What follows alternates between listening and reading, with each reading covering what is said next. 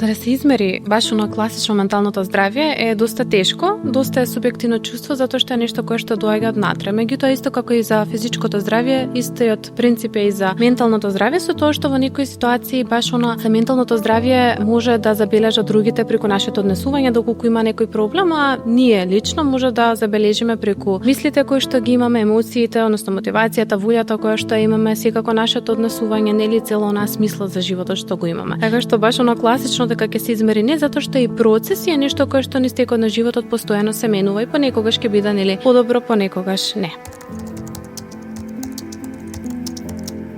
Најголемата поддршка која што можеме да му ја дадеме на некој друг е колку да го сакаме да не скокнеме, да му го дадеме решението, туку да го слушнеме, да го видиме, да пробаме некако да не му наметнеме нешто кое што е наше мислење, туку да го насочиме понатаму или на стручна помош и поддршка или да го прашаме што е оно кое што му е потребно, затоа што понекогаш кога ни е тешко, потребно ни е само некој да не слушне, некој да може да ни ја разбере болката со која што се соочуваме, а не веднаш да ни понуди решение.